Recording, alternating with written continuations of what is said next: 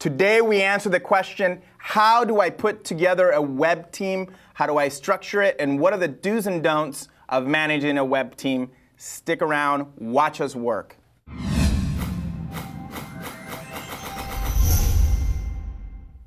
Bienvenidos al episodio número 2 de la segunda season of This Week in Web Design. This is episode 2 of the second season, episode 52 in order if you're watching us on iTunes. I am your host, Jose Caballero, Chief Educator, to be clear, it says Chief Creative Officer, Chief Educator of Digital Agency The Group. Every week you join me and my co-host, Ari Guimon, who is a freelance creative director and is joining us today from Japón. How are you in Japón?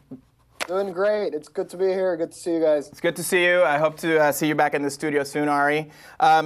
If you're joining us for the first time, this show is to help you accelerate your web design career by teaching you creative business, technology, and marketing secrets of experts like people like myself and Ari, the 15 years of experience that we bring to the table.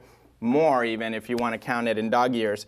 If you're looking to learn, just like, hey man, I want to do my HTML on my page, come on, that's all I want to know. Basic HTML and how to use software, you can go to a couple of really great places that we like. Team Treehouse, I am a member, and I am also a member of lynda.com. So teamtreehouse.com, which you can see right here, or lynda.com, lynda.com. She was one of my teachers at Art Center. Check them out. Now, if you want to really, once you learn all those skills on how to do HTML, CSS, and all those great things, and you want to come back and figure out how to monetize, how to make money from those skills, or you want to accelerate your career, come back and watch us, or just stick around and watch us. Today we're going to answer the question, how do I put together a web team? And here, how do I put together a web team? Big question. Everybody's asking this because everybody wants one. We're going to review the 3 basic things. What are the basic roles and responsibilities of a team? What are the different team structures that I can have depending on my size, etc.? And what are the team's do's and don'ts? What should I do and what should I do, shouldn't? What should I do and not do? And Ari, you're going to help me out on that since you've been on a lot of teams and we have done a lot of different things. Yep. Here's who this show is for. All right, so if you are a student, this show is for you. If you're studying design, development, business, anyone studying anything, and they're getting ready to work, to get a job, this show is about helping you, if you're a student, get a job.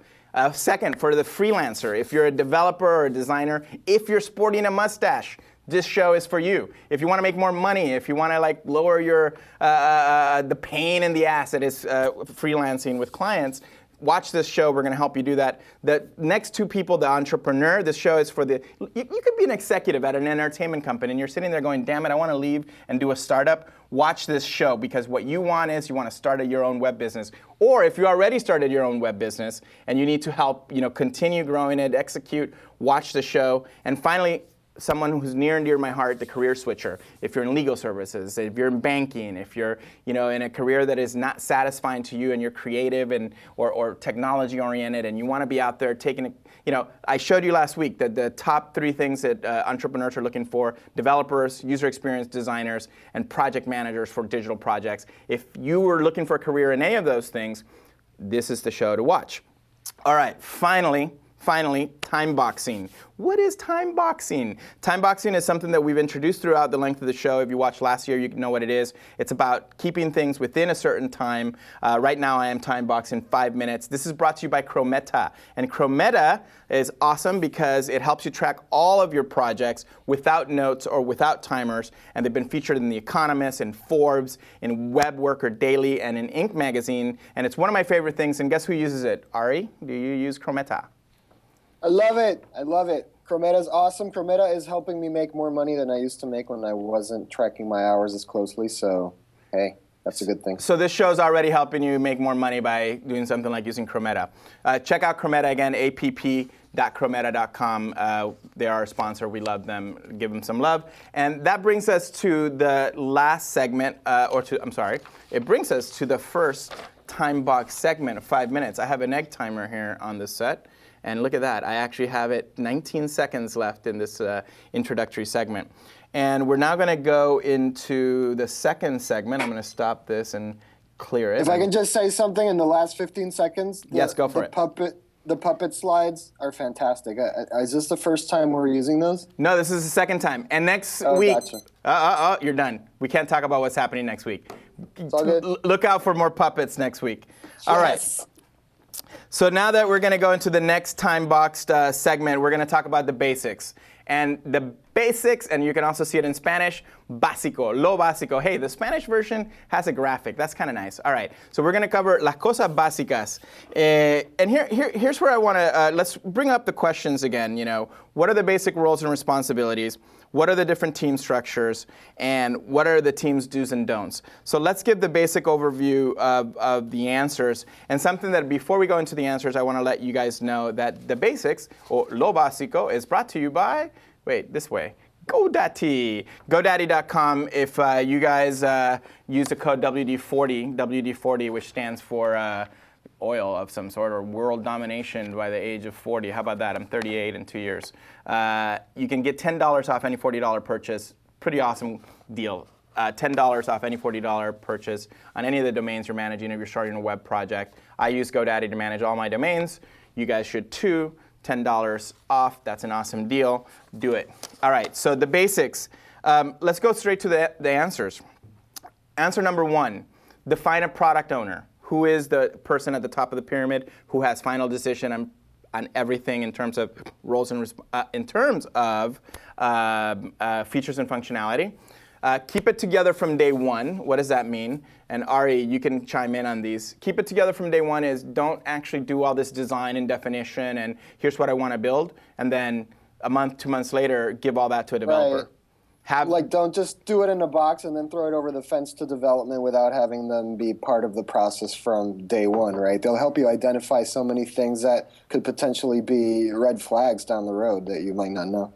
A simple way of doing it if you're working with, let's say, a remote development team is do a call with them. Here's what I'm thinking of doing before you even do any documentation. Include them in the process. They should be willing to do it. There wouldn't be any issues. The third one is align project interests. Make sure that you align with all of the project interests for the people on the project. Why are they doing it? And I saw something interesting on Netflix. I'm watching that show Breaking Bad, and the really, really hardcore distributor of on Breaking Bad actually tries to find out what's the interest of the primary character to have him cook for him. And if you guys haven't seen Breaking Bad, go and watch it on Netflix. Amazing show. And he said to another friend who's from the Mexican cartel, who they use fear to motivate people. He goes, I have found that fear is not the best motivator. So he found what are the interests of the people on your team. If you can find out what their interests are, and I have exercises that I can share with you guys on how to do the interests. Stick around after the show. After we close the show, if you're watching live, we'll be able to stick around and chat a little bit more. All right. So, Ari, what are your thoughts on the basics that I just covered? You know, the product owner, keeping the team together, and aligning and figuring out the interests of the individuals.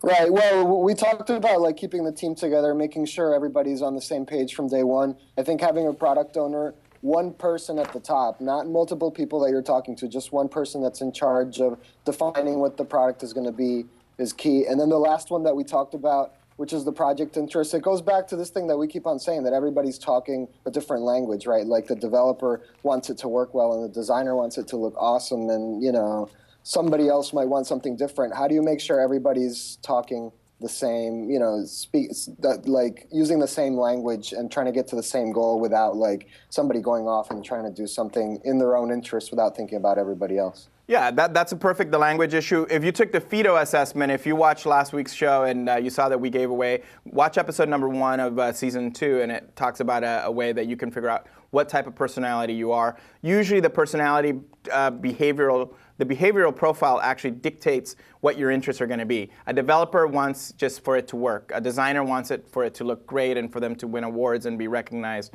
etc. There's a lot of different ways of determining the interests. I have an exercise that I do at the beginning of a project where I say, okay, what are the interests of all these people in the room? Let's actually aim towards that. And the process we're teaching you here over the next 6 months is actually really aimed at really determining that. So that brings us close. In the last 20 seconds of the second time chunk that we have here, any thoughts on any of these? Ari?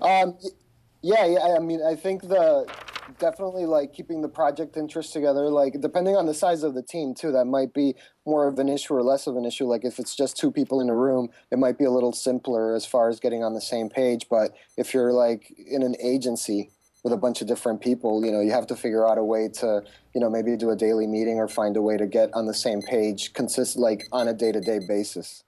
That's a really good point, and that's a really great transition into the next segment, which is we're going to give you examples. So the next segment is the example segment, and in Spanish. If you're learning along, that's going to be 10 minutes. Ejemplo. Ejemplo. So I'm going to start the 10-minute timer here in my very trusty egg timer.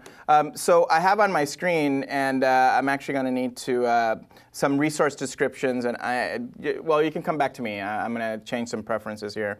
I just finished cleaning up my computer for the new year. So the first example I'm going to show, Ari, is I'm going to show what we usually use in our pitches as to defining the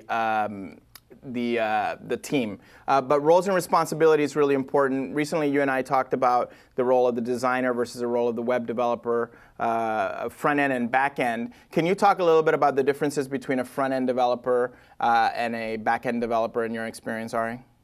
Absolutely. I mean, and for me, it's a big deal because I'm mostly a UI designer, so I will interface basically with a front-end developer who's a person who's going to take care of the presentation layer of the website, like actually getting... What does that mean? What does presentation layer mean, Ari? That means what you're looking at in the browser, what the people are interacting with. So, the buttons and the colors and the actual web layout itself. And then that plugs into a backend, which is basically where all the data is being fed from. That is a completely separate person that is taking care of that usually. So let's show a diagram that I have here on my screen now.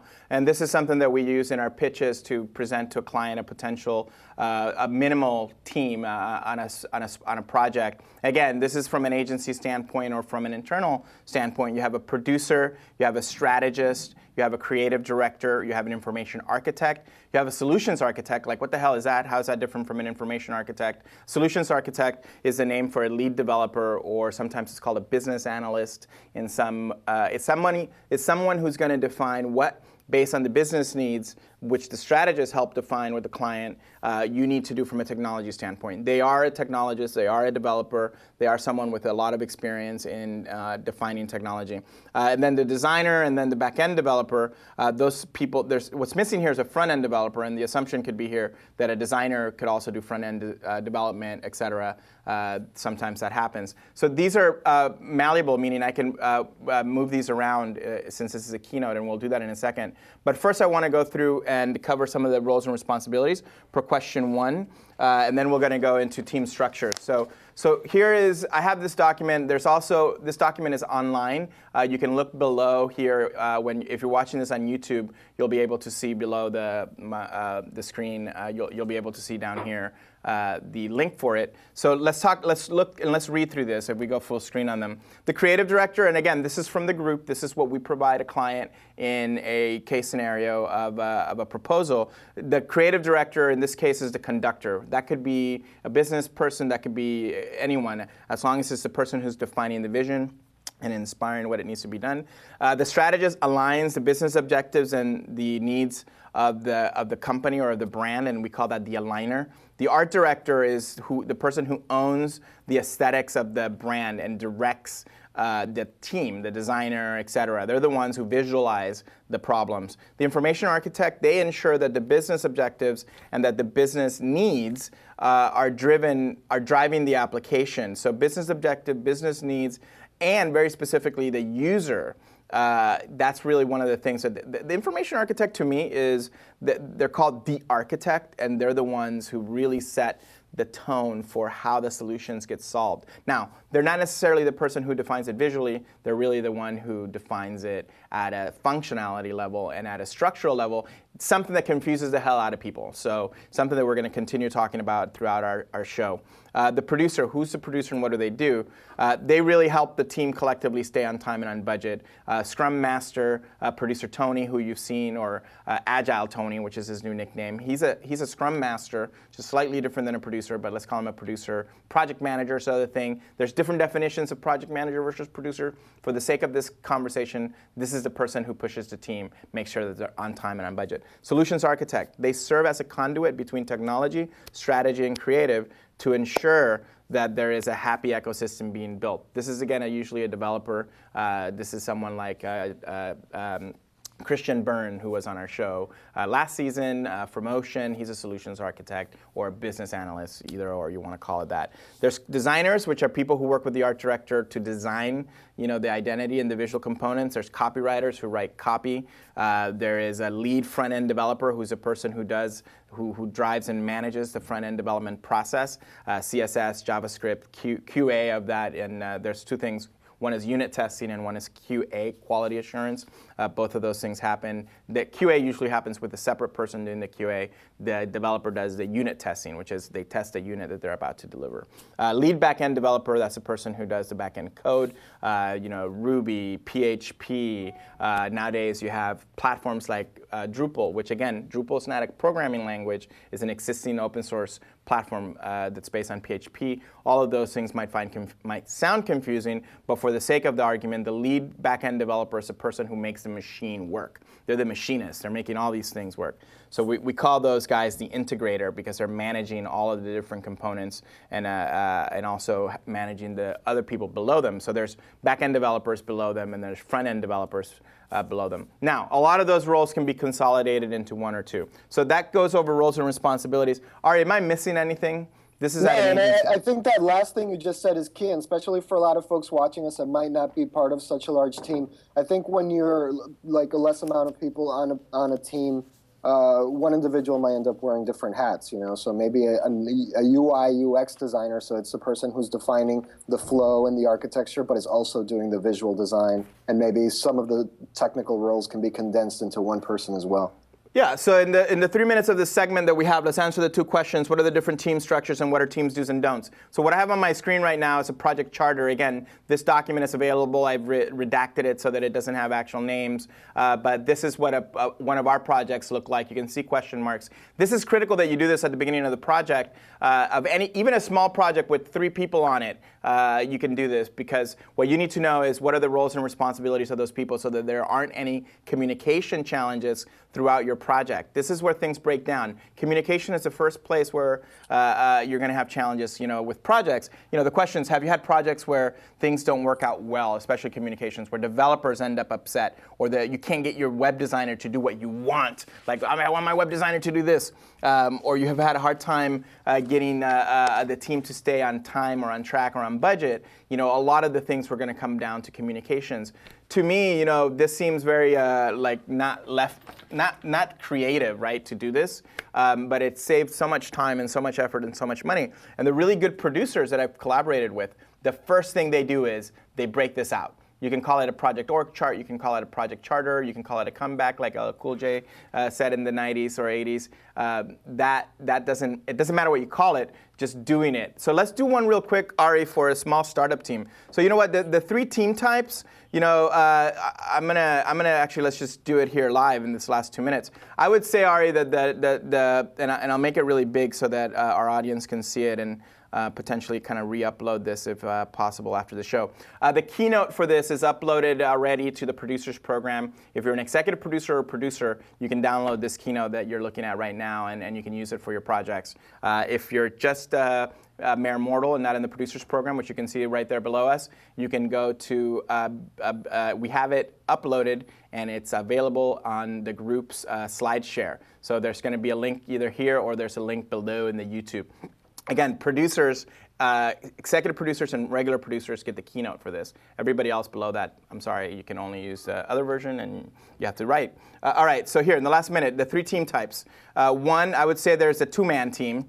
This is a small startup. This is a developer and a designer, and one person leads. Then there is the I would call it the agency team. This is like the really complicated one, like the chart that I just showed you guys. That's the person who, like, this is this one right here. That's an agency team. And then you have, and that could also be an agency team or a corporate team. Ari, what's the third type of team? I mean, there's Scrum teams that we build sometimes when we do projects. Okay, so we have about a minute left. Scrum team, you know what? Let's call it an agile team, and we can talk about that. We can talk about the structure of those three teams a little bit more in detail during. Well, we have the 5-minute segment coming up next in terms of examples, and let's actually show some examples of that during this next segment. So we have 35 seconds. So if we overview the agency and the corporate team, the differences are that those were developed for the 20th century. Those were developed for silos, so there's command and control from the top. I think the two-man team, or let's call it a two-person team, is an interesting team because that happens often. You and I, Ari, sometimes do small projects. I'm working right now on a small project where it's 2 people working on a project. You know what? The same problems come up. And you need to have a product owner. You need to have, real clarity. And it's not always the two-man team by itself. You might be managing other developers or designers or people remotely. And that is our time boxing. All right. So, Ari, help me talk about the two-man team or any team structure. What are the do's and don'ts that you've seen for team collaborations? Do's and don'ts. I mean, we talked a little bit about them earlier. Make sure everybody's on the same page. Make sure everybody's involved from the get-go. Don't work in a black box and then throw something over the fence to somebody else and pretend they'll understand everything you're thinking about. Make sure there's alignment, that everybody's interests are towards the good of the product, that there's nobody kind of like going off and doing their own thing. Make sure there's no overlap in roles and responsibility. Just set it there, specifically the further up the ladder you go in the case of like an agency team, make sure there's one product owner, the person that's making the final decision, the person that everybody's going to go to, and make sure that, they're getting the lead from them as far as what needs to be built. So that brings up a really good don't. I see ad agencies do this because this is how they're structured, or corporate teams where they have a creative director or an art director who is dictating what needs to be done and not consulting the developers or consulting an information architect or consulting anyone, because they've been used to being on top in the ad agency world. And that is such a big mistake. And then they have egos. Don't let your ego get in the way. That's the other issue that happens. If you let your ego get in the way, that's always a recipe for failure, because you're going to build a lot of crap that you really don't need, and you're not going to really give your client any value. And more importantly, the issue becomes that it's not about you. It's not about you. Yeah, and the issue is that they're afraid. If you look like you don't know what you're doing in a corporate environment, that leads potentially people think in their heads to getting fired. But it's better to come in and say, look, I don't know exactly how this is done. More importantly, watch the show and figure out how to do this. Let's actually structure 2 teams real quick here on my screen. I'm going to actually structure the ideal agile team, or the ideal team from an agency standpoint, in a small, quick project. So here's what I'm going to do. So I have in the slides here in the last 3 minutes, this is like a team cookery. So I have, I'm going to cut out the strategist. I'm going to say producer. I'm going to call the producer, and I'm going to make it a little bigger here so that our audience can read it. I'm going to call this, I'm going to call it Scrum Master. Ari, does that make sense? Yep. And I'm going to grab one Scrum Master, and I'm going to add a new slide here. Bam. And oops, nope, that's not what I want. That's a slide share link. Let's grab the Scrum Master. Unexpected error. Please quit and reopen Keynote. Wow. So what I'm going to do instead is I'm going to adapt, and I'm just going to delete the other people. All right, so here's the ideal. So one Scrum Master. Who should I add next to the team, Ari? Some sort of creative lead. Okay, Designer, so some sort of creative lead. Okay, dokie. Here we go. Creative lead. There we go. Creative lead reading a newspaper is what I got here. There we go. Creative lead. Okay, what would you want to call it? An art director or a lead designer? Let's call it a lead designer. Yep. Okay, so that's a lead designer. And again, this is an ideal team, and they're working together from day one. Everybody's in the room. You know what? Including the product owner, and I'm going to do. I'm going to rename the strategist the product owner. This is going to be the client. Or the go-between. between You know, the team and the client? product owner can be on the client side, or it can be, what I do want to emphasize is that, you know, what happens a lot is that the product owner is at an agency or at a corporate environment is a VP or that's how corporations work. It's a VP or it's an account person, and that usually obfuscates between the team and the end person who's making the decisions, because that person might be too senior. Whoever the product owner is needs to have full authority to make decisions on the product as much as possible. Does that make sense? That's the person whose neck is on the line if things don't work that's out. the ideal. Now, that doesn't always happen, but the closer you can get that person to. So lead designer, who else would you have on next, Ari? Technical. Somebody technical. So you want a technical person. So let's go straight to the back-end developer next. Yep. Okay. And do you need anybody else at this point? How big is this project? Let's make this. Let's make it a small project. Yeah. Do you need an information architect, you think? Yeah, you probably do, unless somehow the UI designer is somehow taking care of that. But if not, then you definitely need it. So let's assume that there is no information architect. I think this is a minimum team in a corporate environment for a project or in an agency. This should be everything below this should be, you know, production or less senior people that are doing, you know, grunt work. Ideally, if you put all these people in a room, this is your startup. You know, you can do that. And of course, you can wear multiple hats, and the back-end developer could be the information architect and the lead designer, and then you just have basically like an entrepreneur and a team. That can happen. But as long as you know what all those other roles do, and you can make the deliverables, or at least you can make the decisions that those other people make. Does that make sense?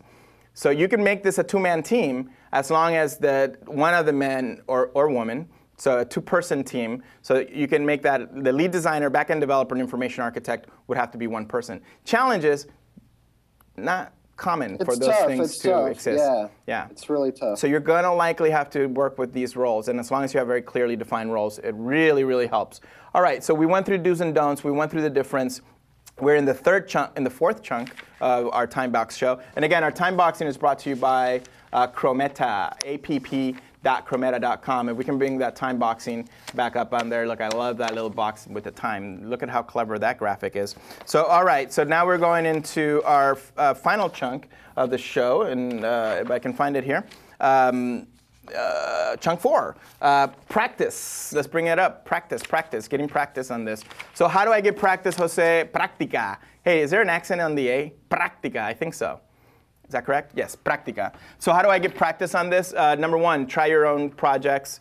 Structure your own projects in this manner. If you're part of the producers program, we're going to, I'll talk a little bit about, for the producers program, we're scheduling a call for all producers coming up next week, either after the show or at a time that's convenient for the producers. And the following week after that, I'll talk a little bit more about something else. But the other way to get practice is to come to Group School or to join us for Group School Live. Group School Live is going to start airing in the first week of February, and it's going to be Thursdays at 1 p.m. Pacific, 4 p.m. Eastern, 8 a.m. in Sydney, and all the other times in between. So if you're in Europe, you can catch it late at night. Asia might be the only region that you're going to miss. You're going to join us live via GoToMeeting. It is $75, and you can go through the entire process. Every single thing that you're going through in this show, you're going to be able to go through it with me, with all the workbooks. If you've been to Group School, you know, and if you go to youtube.com/thegroup, youtube.com/thegroup, you can see people talking about how it's been coming to Group School. So this brings me to our housekeeping, which is the last segment of that for the last several minutes of the show today. We need sound effects for each of these title cards. Housekeeping. What's a housekeeping sound effect? There you go. There you go. Did somebody record that? That works out really well. So here's housekeeping for today's show. Join us for Group School Live. I just talked about that. More importantly, or equally important, if you're a producer of the show, we're going to have a call in. We're going to have a call next week, actually, where you can join us. You can stick around after the show, after we close. If you're watching live on Justin TV, watch the show live every week because we're going to do Q&A after we sign off. We're going to continue talking and answering questions for anyone. I'm going to jump back on Justin TV. And what else? So join us live, West Coast. Next week we're going to, so next week, here's what's coming next week. So last week we covered the how to get a job. This week we're covering the roles and responsibilities. Next week we're going to begin. Talking about the overview of the Group OS, the system that you're going to be learning over the next 6 months on this show, and talking about the show, or talking about those in more of a broad sense before we start going into those, and in preparation for Group School Live to start. If you haven't taken the FEDO assessment, watch last week's show and do that. So let us know also on Twitter. My Twitter right here, @Jose also, the show's Twitter is TWI Web Design. I'm sorry, This Week in Web. Twitter, This Week in Web. Both of those. Let us know how you like the new format on the scale of 1 to 10. 10 being amazing, 1 being this sucks really hard. Let us know. Say 10, I love it, or 10, 9, I wanted this, etc. Let us know what you think of the show, and we'll try to incorporate it into the show. So again, next week we're going to overview the Group OS system, the entire system. Join us again. Thank you for joining us today in this new format. Ari, thank you very much. We'll see everyone next week at the same time live when you watch us work.